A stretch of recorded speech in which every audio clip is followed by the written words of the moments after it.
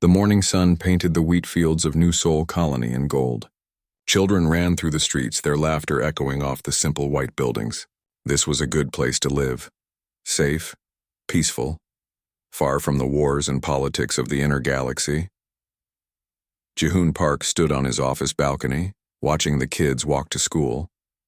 As colony administrator, he had helped build this place from nothing. 50,000 people called New Seoul home now. It made him proud. "Another beautiful day," said Minji Lee, joining him on the balcony. She was head of the Colonial Defense Force, though they barely needed defending out here. A few old patrol ships and some ground weapons were enough to handle pirates. "The harvest looks good this year," Ji-hoon replied. "We might even have surplus to trade." Minji nodded, then frowned at her communication device. "Sir, I'm getting some strange readings on the edge scanner. Something big is coming our way." Ji-hoon felt his stomach drop.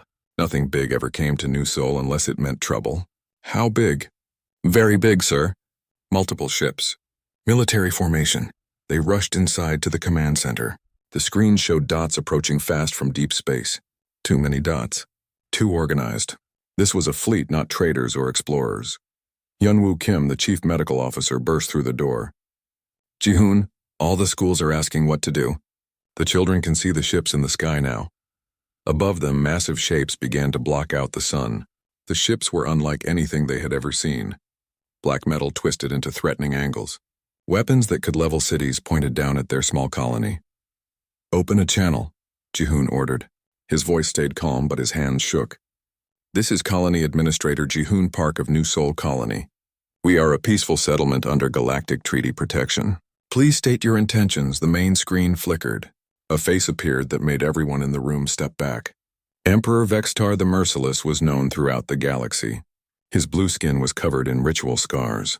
His eyes glowed red with genetic modification. When he smiled, it showed teeth filed to sharp points. "Administrator Park," the Emperor said, his voice like grinding metal. "Your people have spread too far into my territory. Today I teach the galaxy what happens to those who ignore Zephyrian authority." "We have legal claim to this world," Ji-hoon said. "We've harmed no one." "You exist," Vextar replied. "That is harm enough. But I am not unreasonable. You wish to live among the stars? Then you will learn the price of defiance." The communication cut off. For a moment the command center was silent except for the hum of computers. Then the bombardment began. But not where anyone expected. The first explosions came from the school district. So-young Choi was reading to her class when the ceiling disappeared in fire. She threw herself over little Dong-hyun-yoon and 5 other children, her body shielding them as the building collapsed. "They're targeting the schools," Minji shouted over the alarms. "All of them. Every education center, every playground, every youth facility." Ji-hoon stared at the tactical display in horror. The alien ships were precise, surgical. They destroyed only buildings where children gathered. The adult areas remained untouched. On the communications board, emergency calls flooded in from across the colony. Parents screaming for their children. Teachers begging for help. The sounds of young voices calling for their mothers and fathers, then nothing. Dong-hyun-yoon's small face appeared on one screen, tears streaming down his cheeks. He was trapped in the ruins of his school, speaking into his emergency communicator. "Mama, Papa, I can't find Teacher Soo-young. Everything is dark and it hurts. When are you coming to get me?" The signal cut to static. Hyun-woo Kim was already moving. "I'm taking medical teams to the school district." "No!" Minji grabbed his arm. "They'll kill you too. Don't you see? They want us alive. They want us to watch." The bombardment continued for 3 hours. Every place where children learned or played was systematically destroyed. The aliens used scanners to find every child in the colony. When families tried to hide their kids in bunkers or basements, the bombardment found them there too. The adult areas remained perfectly intact. Homes, shops, farms, offices, all untouched. The message was clear. This was not random destruction. This was calculated terror. When the bombing finally stopped, the silence was worse than the explosions had been. No children's voices. No laughter, no crying. Just the sound of wind through broken buildings and adults sobbing. Ji-hoon walked through the ruins with his rescue teams. They found Soo-young Choi's body covering 3 children she had died trying to protect. They found playground equipment twisted into metal sculptures of death. They found small shoes and backpacks scattered among the rubble. Count. he whispered to Minji. "We need an exact count." It took 2 days to find all the bodies. Some were buried deep. Some had been vaporized completely, leaving only DNA traces in the scorched earth. The final number appeared on Jihoon's desk like a curse: 5,731 children. Dead. Not a single adult had been killed in the attack. The aliens had been that precise.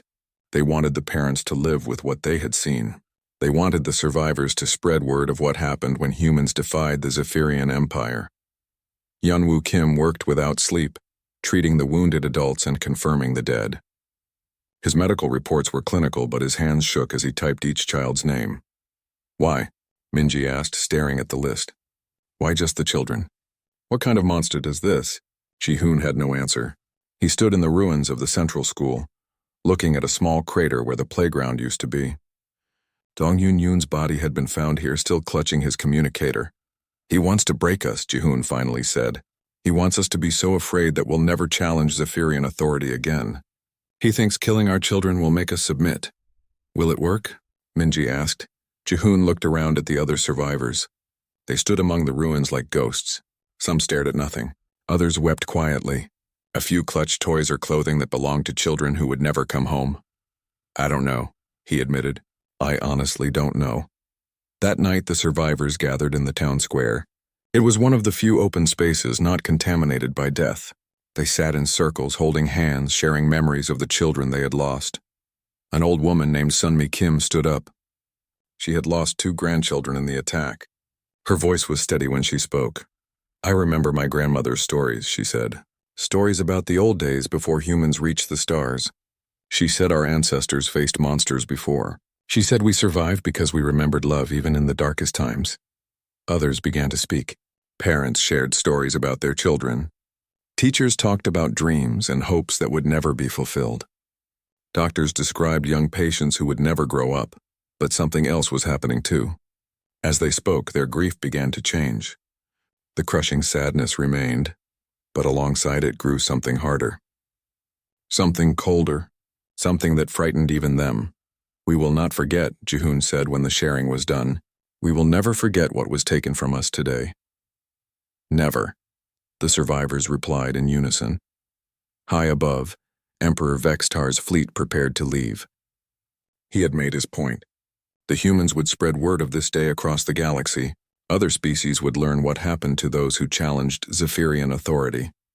As the black ships disappeared into hyperspace, they left behind 44 Thors and 269 broken adults and 5,131 graves. The Emperor expected these survivors to scatter, to carry tales of fear to every human world. Instead, something else began to spread through human space that night. It started as whispered conversations on communication channels. Parents calling other parents. Survivors sharing their story with anyone who would listen. But the story they told was not one of fear. It was something else entirely. Something that would change the galaxy forever. In the ruins of New Sol Colony, Jihoon Park stood alone in his office. The walls were covered with pictures of the dead children. Their faces looked down at him in the candlelight. "I promise you," he whispered to the photographs, "this will not go unanswered." Outside, the wind carried the ashes of innocence across the empty playgrounds. The first lesson of Emperor Vextar's had been delivered, but the real education was about to begin. 3 days after the massacre, something impossible happened across the galaxy. Every communication device, from the most advanced military networks to simple farming radios, received the same message at exactly the same time. One word appeared on every screen: Destructio. Tai Hyung-shin was working late in the Galactic Intelligence Division when every monitor in his office suddenly went black. Then the word appeared, glowing in blood-red letters. He stared at it, his coffee growing cold in his hands. "What the hell?" he muttered, reaching for his communication panel. But before he could call security, the word vanished. His screens returned to normal as if nothing had happened. Similar scenes played out across the galaxy. On board the Zephyrian Imperial flagship, technicians watched in horror as their quantum-encrypted military networks displayed the mysterious word. No matter what they tried, they could not trace its source or prevent its appearance. Emperor Vextar was in his private chambers when his personal communication device activated itself. The word blazed across the screen for exactly 30 seconds, then disappeared. He summoned his chief technician immediately. Explain this, he demanded, showing the device to the trembling officer. My Emperor, we cannot. The message bypassed every security protocol we have. It should be impossible. On Earth, Admiral Nayan Wang was attending a routine meeting when every screen in the United Earth Command Center displayed the words simultaneously. The room fell silent. Officers who had served for decades had never seen anything like it. Sir, her communications officer called out, we're receiving reports from every human colony, every ship, every outpost. They all got the same message at the same time. What does it mean? Someone asked. That question was being asked across the galaxy. Language experts worked frantically to identify the word's origin. Most species had never seen anything like it. But on Zephyr Prime, the Emperor's historians made a disturbing discovery. My Emperor, the chief historian said, his voice shaking. The word is ancient Zephyrian, from the old texts before our people reached the stars. And what does it mean? The historian swallowed hard. Total annihilation, my Emperor. Complete destruction. It was used in the oldest prophecies, the ones that spoke of our race's judgment day. Emperor Vexitar felt a chill run down his spine, but he pushed the feeling away. Impossible. No human could know our ancient language. This is some primitive trick. But the word continued to appear, not constantly, but at random intervals. Sometimes it would flash on screens across entire star systems. Sometimes it appeared on single devices in the middle of nowhere. Always the same. Always untraceable. Changmin Lim was Earth's top quantum communications specialist. He had built communication systems that could send messages across the galaxy instantly. But this Destructio message made no sense to him. It's not being transmitted, he explained to Admiral Wang during an emergency briefing. There's no signal, no carrier wave, no source point. It's like it's just appearing directly on the hardware itself. That's impossible, Wang replied, I know, but it's happening anyway. While scientists tried to understand the message, something else was happening in human space. People who had never shown interest in military service began walking into recruitment centers. Engineers abandoned peaceful projects to work on weapons. Farmers left their fields to learn combat. On the colony world of New Busan, Kyung-ho Ryu had been a cargo ship captain for 15 years. He transported grain and medical supplies between peaceful worlds. But the day after the first Destructio message appeared, he found himself standing in front of a military recruiter. I want to join the fleet, he heard himself say. Any particular reason? The recruiter asked. Kyung-ho thought about it. He could not explain the feeling that had been growing inside him since the New Seoul massacre. It was like waking up from a long dream, like remembering something he had forgotten. Someone needs to answer for what happened to those children, he said finally. The recruiter nodded. You're the 15th person to tell me that today. Similar scenes played out on hundreds of human worlds. Seok Jin-han was a peaceful engineer who designed farming equipment. The day the message appeared, he started sketching designs for warships. The designs came to him easily, as if he had always known how to build weapons. Yoonji Ko worked as a cultural exchange coordinator between human and alien worlds. But after Destructio appeared, she began making very different kinds of contacts. She found herself speaking to alien leaders about their fears of Zephyrian expansion, about the need for allies against the Empire. The conversations went better than they should have. These alien leaders, who had never shown interest in opposing the Zephyrians, suddenly seemed eager to help humanity. Why are you offering us this assistance? Yoonji asked a Centaurian trade representative. Because, the alien replied, we have been waiting for someone to finally stand up to them. We just never expected it would be you humans. On New Seoul Colony, the survivors were changing too.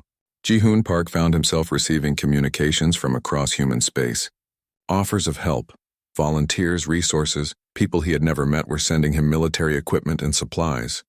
Where's all this coming from? Minji Lee asked, looking at a warehouse that had been empty yesterday and was now full of advanced weapons. I don't know, Ji-hoon admitted, but I'm not asking questions. The strangest change was happening to the children who had somehow survived the massacre. There had been a few, kids who were sick that day or visiting relatives or just lucky enough to be in the wrong place when death came looking. Hanul Kwan was one of them. She was 8 years old and had been at the medical center getting treatment for a broken arm when the bombing started. Now she seemed different, older. Her eyes held knowledge that no child should have. They're coming, she told her mother one evening. Who's coming, sweetheart? Our people. The angry ones. They're gathering. Her mother did not understand, but she felt a chill anyway. Hunnell had been saying strange things since the massacre. Things she could not possibly know. The Destructio message continued to appear across the galaxy. Emperor Vextar tried to ignore it, but his advisors were growing nervous. Intelligence reports from human space described massive military buildups that seemed to appear overnight. How are they doing this so quickly? He demanded during a security briefing. 3 months ago, humans were farmers and traders. Now our spies report they're building warships using technology we don't recognize. Perhaps we underestimated them, my emperor, his chief of intelligence suggested carefully. Impossible. I crushed their strongest colony. I killed their children. They should be cowering in fear, not building fleets. But the reports kept coming. Human ships were appearing at the edges of Zephyrian space. They did not attack. They just watched, scanned, learned, then vanished before Zephyrian forces could respond. Minho Jiang led one of these reconnaissance missions. He had been a peaceful merchant 6 months ago. Now he commanded a stealth ship crewed by humans who moved with military precision they had never been trained for. Target the communications array, he ordered as they approached a Zephyrian military outpost. We need their patrol schedules. The mission went perfectly. Too perfectly. His crew knew exactly what to do, as if they had been doing this for years. When they escaped back to human space, they carried intelligence that would have taken normal spies months to gather. Back on Earth, Admiral Wang was promoted to Supreme Admiral of all human forces. It was a position that had not existed a week earlier. But somehow, command structures were forming naturally across human space. People found themselves in the right positions, with the right skills, making the right decisions. It's like we're all following a plan none of us remember writing, Wang confided to Taehyung Shin. Maybe we are, he replied, staring at his latest analysis of the Destructio message. I've been studying the quantum signatures. This isn't just a message, it's something else. Something that's changing us. Changing us how? I don't know. But every time it appears, more humans join the military. More weapons get built. More alliances form with alien species. It's like it's waking us up. Emperor Vextar received daily reports about human activity. Supply convoys going missing with no signs of attack. Patrol ships found drifting in space, crews alive but weapons completely disabled. Military installations suffering accidents that destroyed only weapon stockpiles. They're inside our territory, he told his war council. Moving like ghosts. How is this possible? None of his generals had answers. The humans were operating with an efficiency and coordination that defied explanation. They struck precisely where it would hurt most, then vanished before retaliation was possible. My emperor, his chief advisor said quietly, perhaps it is time to consider negotiations. Vextar's eyes blazed. Never. I will crush these insects completely. They forget who they're dealing with. But privately, the emperor was beginning to feel something he had never experienced before. Not fear exactly, but uncertainty. The humans were not behaving as conquered people should. Instead of breaking under his demonstration of power, they seemed to be becoming something else entirely. That night, as he sat in his private chambers, the word appeared on his personal screen again. Destructio. This time it stayed longer. Long enough for him to really look at it. The letters seemed to pulse with their 6 months after the massacre at New Sol Colony. The galaxy had changed in ways no one could have predicted. Human space, once divided among dozens of independent worlds and governments, now moved as one. It was like watching sleeping giants wake up and remember they were strong. Seokjin Han stood in his new workshop, looking at blueprints that should not exist. 3 months ago, he had designed farming equipment, simple machines that planted seeds and harvested crops. Now he was building warships that made Zephyrian engineers weep with envy. The Reaper-class destroyer is ready for testing, he told Admiral Wang during their morning briefing. All systems are online. Wang studied the technical specifications on her screen. The ship incorporated technologies that human science said were impossible. Energy shields that bent space itself, weapons that fired concentrated gravity, engines that moved faster than anything in the known galaxy. How do you know this will work? She asked. Seokjin paused, considering the question. I just know, like I've built these before. Like I'm remembering something instead of learning something new. It was the same story across human space. Engineers built impossibilities. Scientists discovered principles that rewrote physics textbooks. Soldiers mastered combat techniques they had never been taught. Minho Jiang was training his special operations team in a facility that had been a school 6 months ago. His soldiers moved through combat scenarios with precision that impressed even him. Target the communication array first, he instructed as his team prepared for another stealth mission into Zephyrian territory. Disable their weapons but leave life support intact. We're not murderers. Unlike them, one of his soldiers muttered. The mission was another success. Minho's team infiltrated a Zephyrian military station, disabled every weapon system, downloaded their computer files, and escaped without killing a single enemy soldier. They left behind only a message in ancient Zephyrian that said, "We see you." Emperor Vextar was growing desperate. His intelligence reports painted an impossible picture. Humans were operating deep inside Zephyrian territory, with skills that should have taken decades to develop. They moved like they had been fighting this war for centuries. "Bring me Admiral Kors," he commanded his aide. Admiral Kors commanded the Third Fleet, his most experienced military leader. When Kors arrived, Vextar wasted no time. "I want the human home system destroyed, all of it. Every planet, every moon, every space station. Make it so complete that nothing remains." Admiral Kors hesitated. "My Emperor, our scout ships report massive defensive preparations around Earth. The humans have deployed technologies we don't recognize. It may not be as simple as we expect. Are you telling me that my Third Fleet cannot defeat a species of farmers and merchants?" "No, my Emperor. But these are not the same humans we observed before. They fight like something else entirely." Vextar's eyes narrowed. "Then we use more ships. Assemble the Grand Fleet, every vessel we have. If the humans want to play at war, we'll show them what real power looks like." Meanwhile, Yunji Ko was meeting with representatives from 12 alien species in a secret location. The room buzzed with different languages and the sound of various alien breathing patterns. "The Zephyrians have grown too powerful," she said, addressing the gathered delegates. "They've threatened all of us at one time or another. Now they've crossed a line that cannot be uncrossed." "What line?" asked the Centaurian representative. "They murdered children, deliberately, systematically, as a weapon of terror." Yunji's voice remained calm, but everyone in the room could feel the cold anger beneath her words. "That changes everything." The alien delegates exchanged glances. Several species had their own grievances against the Zephyrian Empire, but had never been strong enough to act on them. "What do you propose?" asked the representative from the Vegan Confederation. "Intelligence sharing. Safe passage for our forces, and when the time comes, stay out of our way. You're planning to attack the Zephyrian Empire directly."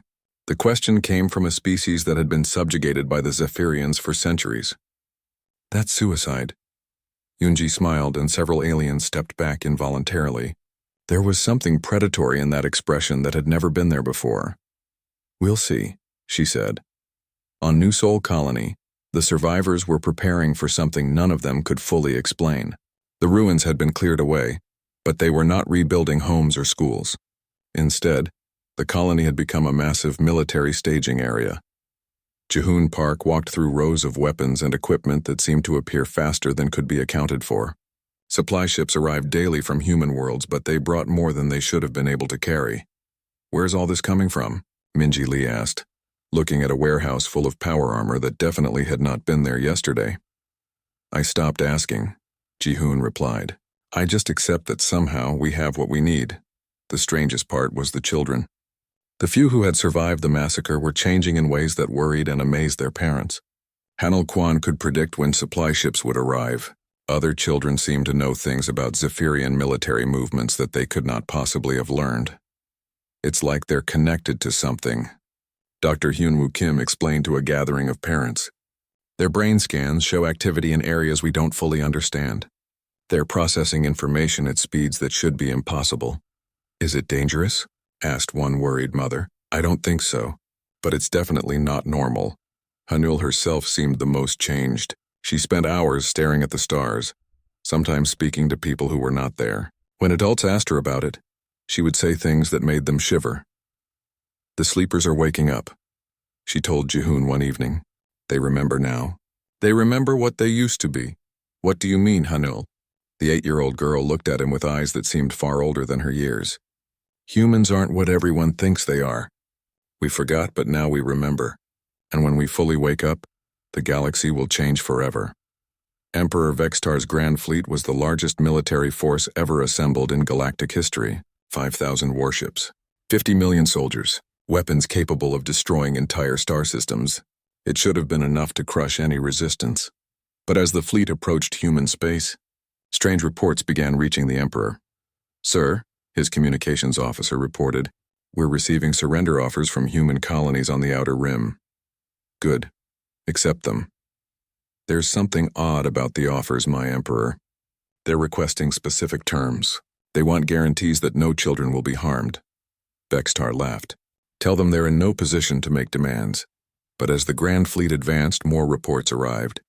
Human colonies were evacuating their children to unknown locations. Adult populations were staying behind, but all the young people had vanished. "Where are they taking them?" Vextar demanded. "We don't know, my Emperor. Our scouts report that the evacuation ships disappear from sensors completely. It's like they're using stealth technology we've never seen." Admiral Kors studied the tactical displays with growing concern. "My Emperor, something about this doesn't feel right. Why are they only evacuating children? Why are the adults staying?" "Because they know they're going to die," Vextar replied. "They're trying to save what they can." But privately, the Emperor was troubled. This was not how defeated enemies behaved. The humans should have been running in complete panic. Instead, they seemed to be executing a carefully planned strategy. Deep in human space, Admiral Nayeon Wang stood on the bridge of her flagship, watching the Zephyrian advance. Her fleet was outnumbered 5-1. By all military logic, this should have been an impossible battle, but she felt no fear. None of her officers did either. Instead, there was a sense of anticipation, like actors waiting for their cue to take the stage. "Ma'am," her tactical officer reported, "the Zephyrian Grand Fleet has entered the outer system. They'll be in weapons range in 6 hours. "Good," Wang replied. "Signal all ships. Prepare for Operation Reclamation." "What are our orders, Admiral?" Wang looked at the display showing thousands of enemy ships approaching. For a moment she saw not just the current battle, but echoes of battles fought long ago, battles that her people had won using methods the galaxy had forgotten. "We remind them," she said quietly. "What happens when you hurt our children?" Across the human fleet, similar preparations were taking place. Kyung-ho Ryu commanded a squadron of Reaper-class destroyers that should not have existed 6 months ago. His crew worked with efficiency that amazed even them.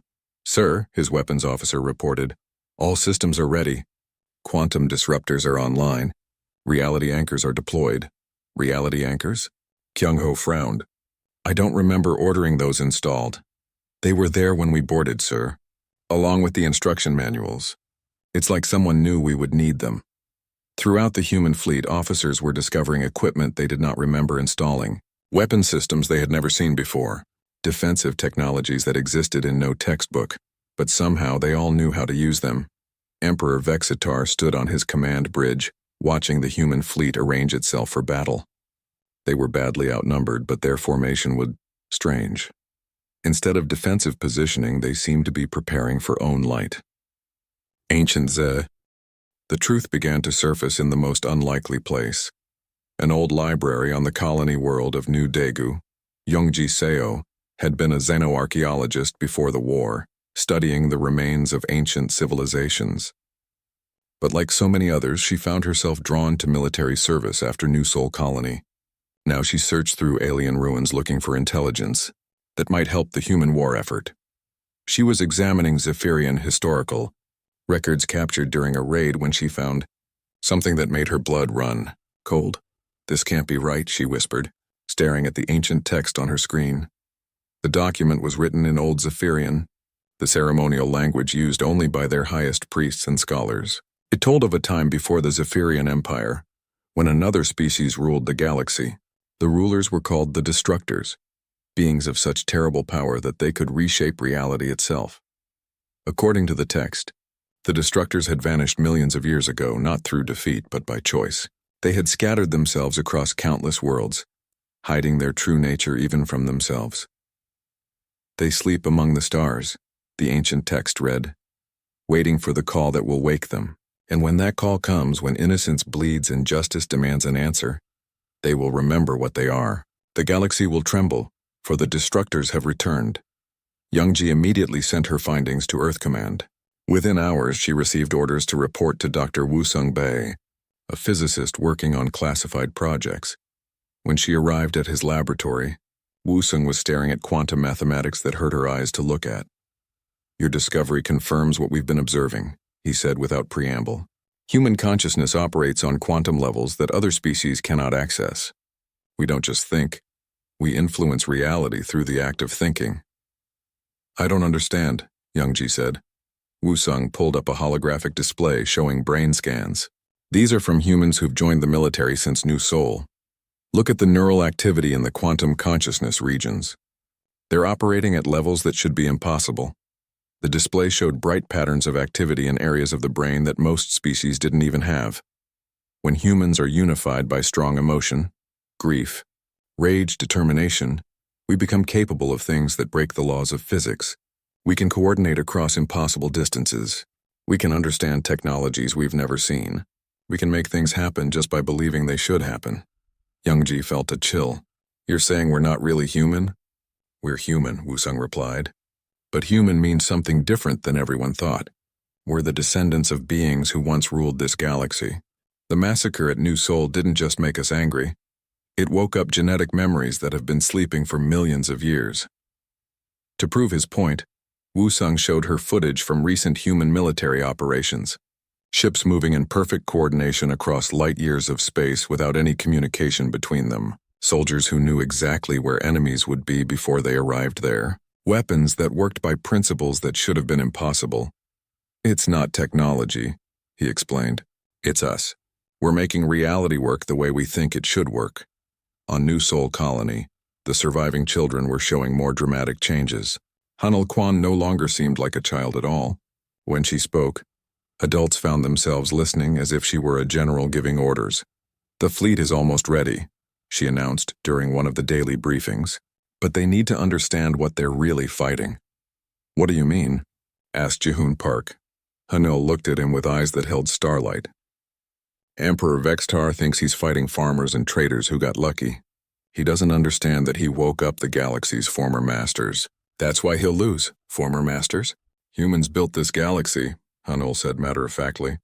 "The hyperspace routes, the basic technologies, the mathematical principles that make civilization possible. All of it came from us. We just forgot who we were."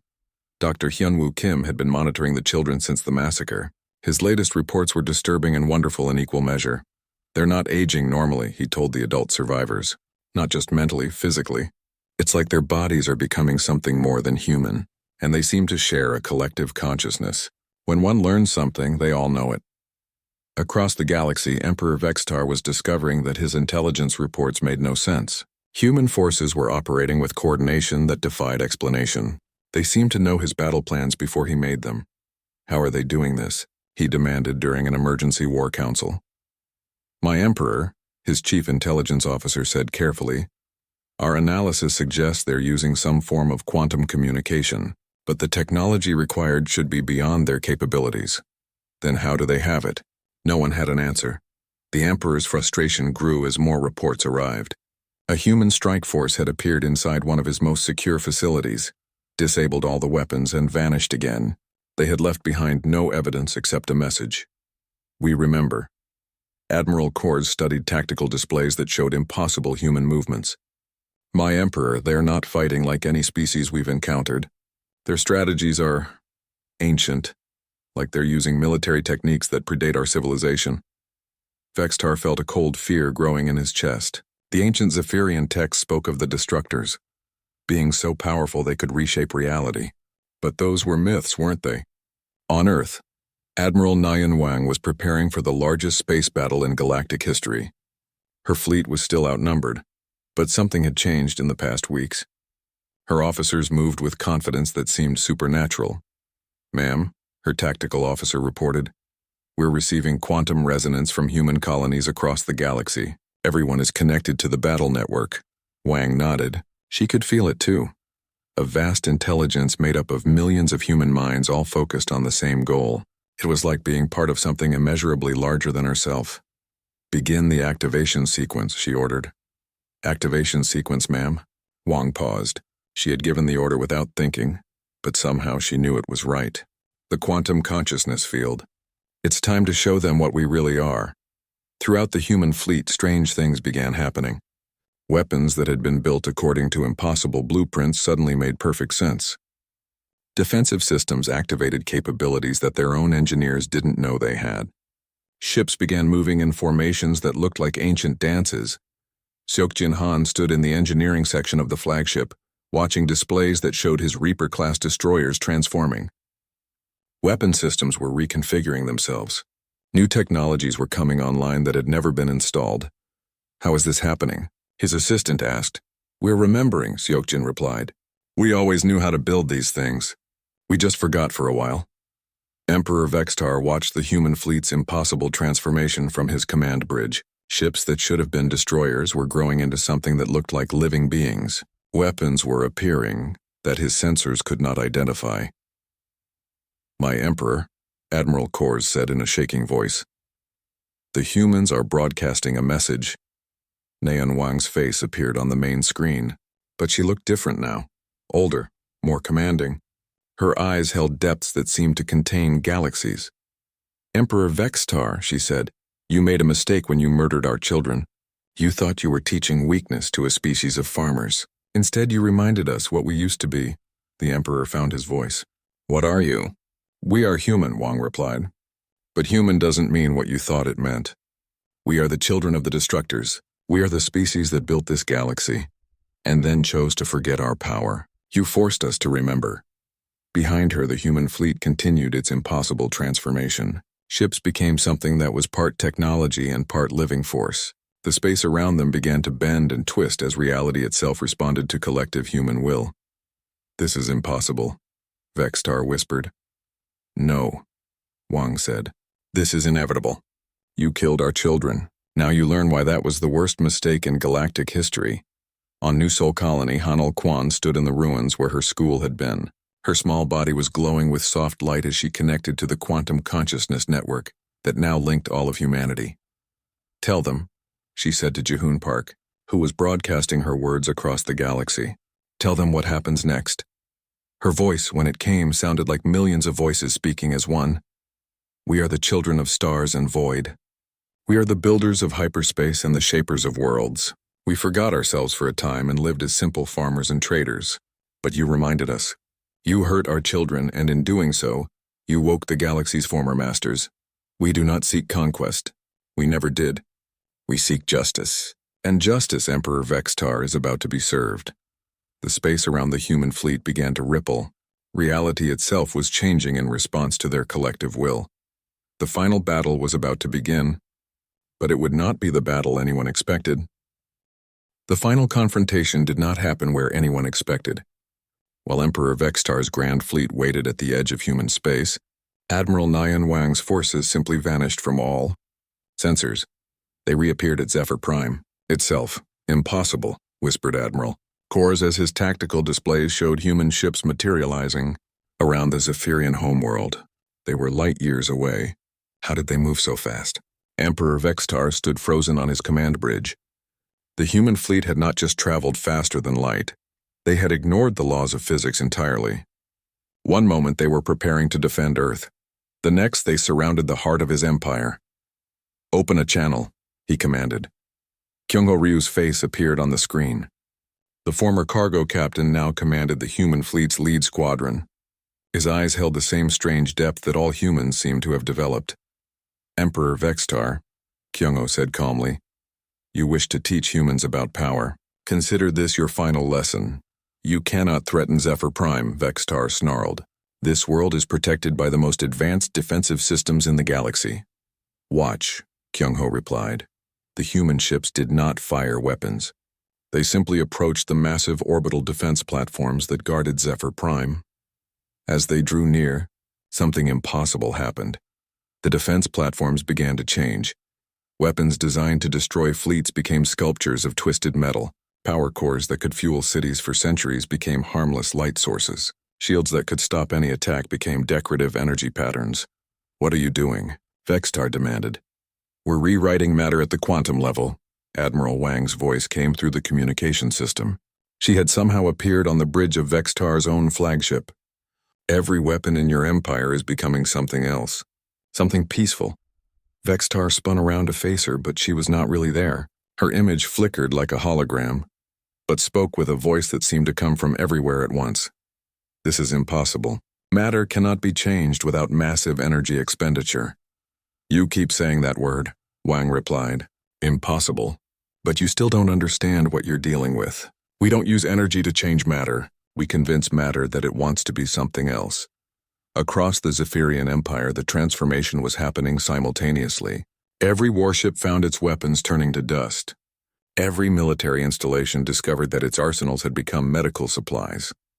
Every orbital platform designed for destruction became a station for growing food. On board the Zephyrian ships, crews watched in terrified amazement as their own equipment betrayed them. Weapons that had been functional minutes before simply fell apart when touched. Computer systems deleted all military data and replaced it with poetry. My Emperor, his communications officer reported, his voice shaking. We're receiving reports from across the Empire. Every military asset we have is gone, not destroyed, changed. Emperor Vextar felt something he had never experienced before, complete helplessness. How many ships do we have left? All of them, my Emperor. But none of them can fight. The humans have turned our entire fleet into passenger vessels. It was true. The mighty Zephyrian war machines had become exploration ships, research vessels, and transport craft. Their hulls were intact, their crews unharmed, but every weapon had been transformed into something that could only create or heal. Minho Zhang materialized on the bridge beside Admiral Wang's image.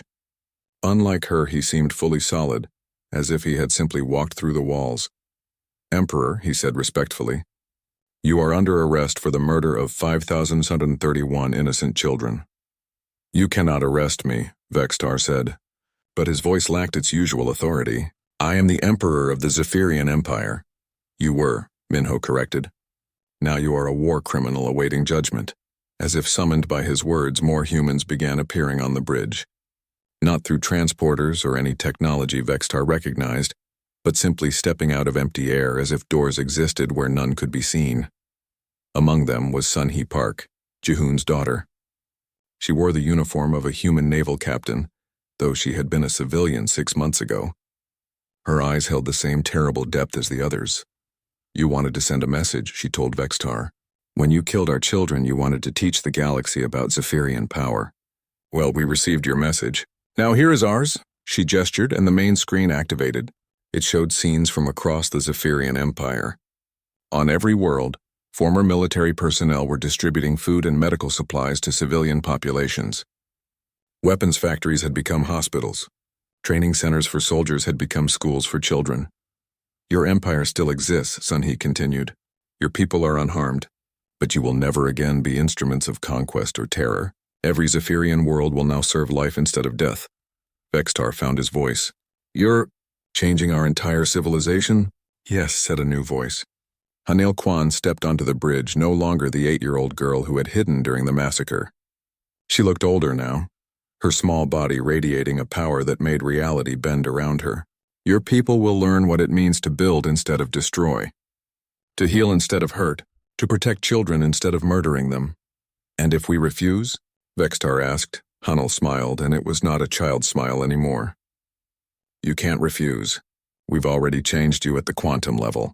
Your species no longer has the capacity for unprovoked violence. Oh, you can still defend yourselves if attacked. But you can never again be the aggressors. The Emperor felt a strange sensation in his chest. The constant anger that had driven him for decades was fading. In its place was something he had never experienced, genuine concern for the welfare of others. What have you done to me? He whispered. We've given you what you never had, Admiral Wang said, her image becoming more solid. Empathy, compassion, the ability to feel pain when others suffer. Your people will thank us eventually. Jae-Wan, the Emperor's chief advisor, had been listening in growing amazement. Now he stepped forward, his voice careful. What are your terms for peace? There are no terms, Kyung-Ho Ryu said, because there is no war anymore. We've ended the war by removing your ability to wage it. Then what happens now? Sunny Park consulted a datapad that seemed to appear in her hands. Now your empire becomes part of the galactic reconstruction effort. Your fleets will carry medical supplies to worlds that need healing. Your factories will produce food for worlds that are hungry. Your soldiers will become teachers, doctors, and engineers. And Emperor Vextar? Jaewon asked. Hanil Kwan looked at the former emperor with eyes that held the judgment of millions of human parents. He will personally deliver supplies to every human colony, starting with New Seoul. He will see what his choices cost us. He will truly understand the weight of 5,731 murdered children. Vextar felt tears on his cheeks, an impossible thing for a Zephyrian emperor. I understand now. What I did was unforgivable. Yes, Hanul said simply, but forgiveness is not what we're offering. We're offering redemption. You will spend the rest of your very long life making amends, not because we force you to, but because you will choose to. We've made it impossible for you to choose otherwise. The transformation was complete. Across the galaxy, the Zephyrian Empire had become something entirely new. Their vast fleets now carried grain instead of weapons. Their orbital platforms grew food instead of building warships. Their armies had become relief workers. On New Seoul Colony, Jihoon Park stood in the rebuilt town square. The colony was beautiful now, but different. Instead of just human buildings, there were structures designed for multiple species. Children of dozens of different alien races played in parks built where weapons factories used to be. Is it over?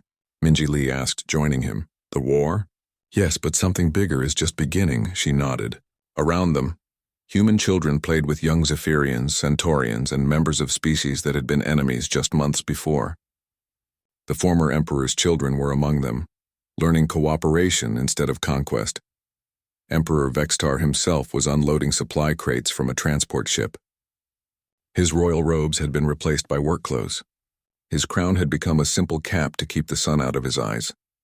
But he seemed peaceful, content in a way he had never been during his reign of terror. Will he always be like this? Minji asked. Yes, said Hanul Kwan, approaching them. She looked more like a normal child again, though her eyes still held depths that spoke of infinite wisdom. We didn't just change his behavior. We changed what brings him happiness. Now he finds joy in helping others instead of hurting them. And the rest of the galaxy? Hanul smiled, and this time it was genuinely a child's smile. The galaxy is learning. Species that have been enemies for millennia are discovering they can work together. Worlds that knew only war are becoming gardens. Children everywhere are safe. She gestured to the playground where young beings from across the galaxy played together. This is what we fought for. Not conquest, not revenge, just the right for children to grow up without fear. Admiral Wang's voice came through the colony's communication system. Citizens of New Seoul Colony, this is Admiral Wang with the final report of the Human Defense Fleet. The war is over. The galaxy is at peace. Our children are safe.